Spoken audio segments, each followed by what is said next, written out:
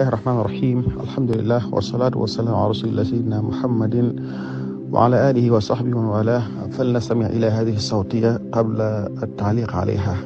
الطريقة المريدية في دولة السنغال، وهي من أخطر طرق الصوفية ولا يعلمها إلا من تجول في أفريقيا.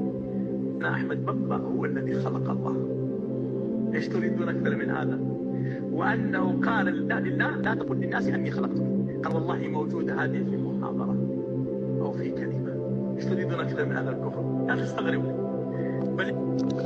في هذه الصوتية الشيخ إبراهيم بن صالح المحيميت المعروف في السعودية يلقي صوتية خطيرة جدا يتهم فيها الطريقة المريدية والشيخ أحمد بامبا بصفة خاصة، ويدلي بأن هناك طالبا في الجامعة الإسلامية في مرحلة الدراسة العليا أخبره بأن الشيخ أحمد بامبا قال بأنه هو الخالق لله، هو الخالق لله، وأن الشيخ أحمد بامبا قال لله لا تخبر الناس أو لا تخبر القوم بأني الخالق، يعني وقال بأن هذا كفر بواح. نعم، لو قال الشيخ هذا لاتفق الجميع غربا وشرقا بأن هذا كفر بواح، ولكن يقول الله سبحانه وتعالى ولا تقف ما ليس لك به علم إن السمع والبصر والفؤاد كل أولئك كان عنه مسؤولا. يا شيخ صالح، هذا كذب وافتراء على الشيخ أحمد بامبا وعلى الطريقة المريدية بصفة عامة. هذا كذب وافتراء، والدليل على هذا الكذب قول الشيخ نفسه. هو يعرف نفسه، يقول مخاطبا النبي صلى الله عليه وسلم أنت الكريم أنا الخديم دهرا أديم فيك ثنائي. هو يقر بأنه خديم لرسول الله صلى الله عليه وسلم، فكيف يقول بأنه الخالق لله سبحانه وتعالى؟ وله قصائد أخرى كثيرة يعرف فيها نفسه، ومنها قصيدة سماها يا جملة، يقول فيها رضي الله تعالى ورحمه يا جملة قد ثلثوا بضلالهم من لم يكن ولد له أو والد. يعني هذا واضح جدا. أخرجتموني ناطقين بأنني عبد الإله وإنني لمجاهد، يعني أخرجتموني من بلاد السنغال وحجتكم في ذلك أنني عبد الله وأنا مجاهد أيضا، وظننتم أن المدافع عندنا والكل منكم ذقلا ويحاسد، ومقالكم حق فإني عبده، ومقالكم حق فإني عبده وخديم عبد الله وهو الحامد. هذا كلام فصيح وعربية بليغة جدا وحجة بالغة أيضا لكل من ينكر على الشيخ ويتهمه بهذه الأكاذيب والافتراءات التي ما أنزل الله بها من سلطان وما تفوه بها عاقل مجنون، فضلا عن عاقل مثل هذا الشيخ الكريم الذي قد بلغ الدين ونشر الإسلام في أنحاء أفريقيا وفي العالم كله. يقول للنصارى ومقالكم حق فإني عبده، فإني عبد الله، فهو يقول بأنه عبد لله، فكيف يقول بأنه الخالق لله وخديم عبد الله وأيضا خديم رسول الله وهو الحامد؟ ومقالكم إني أجاهد الصادق إني لوجه الله جل أجاهد، إني أجاهد بالعلوم وبالتقى عبدا خديما والمهيمن شاهد. عبدا خديما والمهيمن شاهد، أي أنا أجاهد بالعلم وبالتقوى، بالعلوم الشرعية وبتقوى الله سبحانه وتعالى، وكوني أجاهد أيضا أكون عبدا خديما، أي عبدا لله وخديما لرسول الله صلى الله عليه وسلم، والله شاهد على ذلك، والله شاهد على ذلك. ويقول إني له عبد خديم للنبي وهو المقدم الشفيع الشاهد.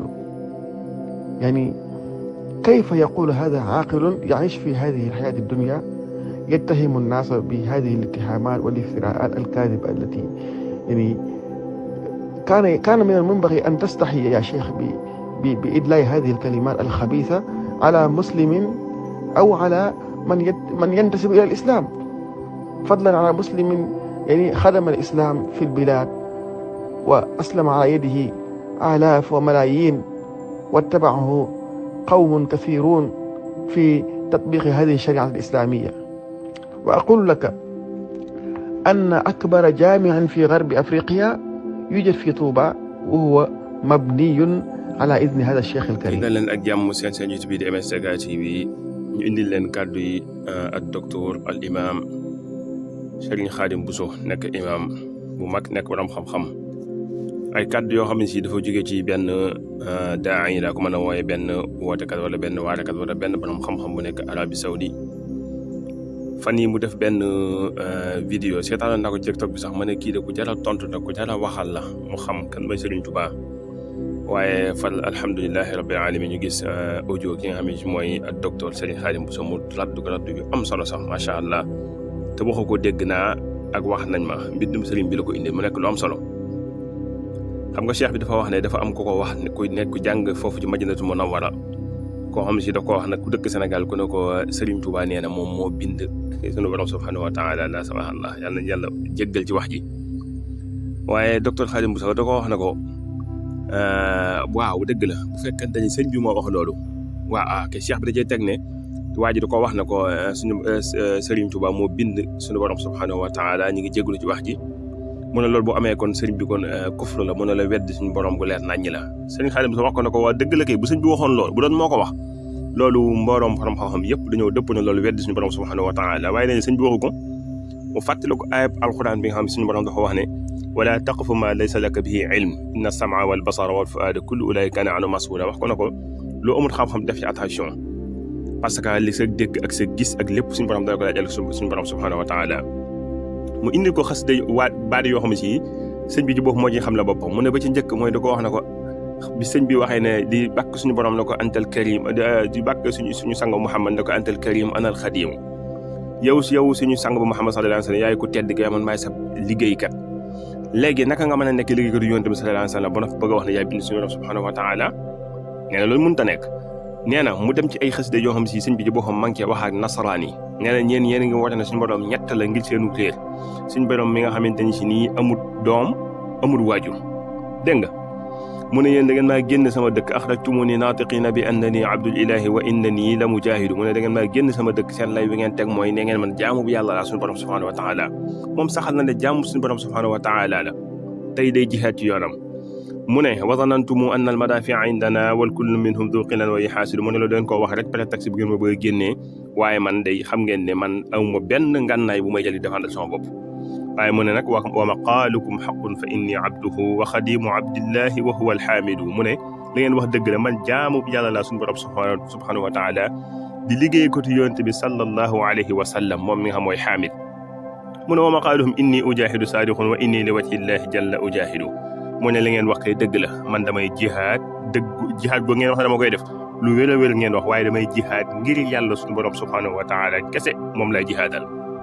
mu tegaat ci ne inni ujahidu bil ulumi wa bit tuqa abdan xadiman wal muhayminu shahidu. mu ne maa ngi jihaad, waaye lan laay jihaade ci xam-xam laay jihaadee, ci lan laay jihaade ci taqwallahi subhanahu wa taala lan laay jihaade, waaye man ab jaam laa buy liggéeyal yonent bi sallallahu alayhi wa sallam te loolu suñu borom laa koy seeraloo wal muhayminu shahidu. xanaa loolu leer na. mu ne bu fekkente ne loolu doyu la, nee na da ngay dem ba ca Touba. nee na li nga xam ne si mooy jaamia maanaam université bi gën a rëy ci sowu jant Afrique sowu jant ma ngi biir Touba. te neen lan moo tax ñu tabax ko ci ndigalu sëriñ boobu lañ ko tabaxee. dégg nga bil Mustafa lii banal xuddus madrasatan googu mu waxoon suñu borom subhanahu wa taala may na ko ña ngi koy tabaxal jaamia bi gën a rëy fii ci Afrique sowu jant. sëñ Khadim Bousso daal ñu ngi koy ndokkee lu baax a baax ci raddu yu am solo yi mu indi leeral ko xamle kan mooy Serigne Touba. mbokk yi xeetu vidéo yi mel nii sax bu ma ko gisee ci TikTok bi dañoo jël monté ci yeneen kuréel yoo xam si duñ ay murit sax taf leen ca ngir bëgg a suxriya bëgg a reetaane murit yi. te ala kulli xaal Serigne Touba nit ñi dañ koo xamagut ba léegi, waaye amul kenn kuy xam Serigne Touba di ko weddi wala nga di ko tuutal.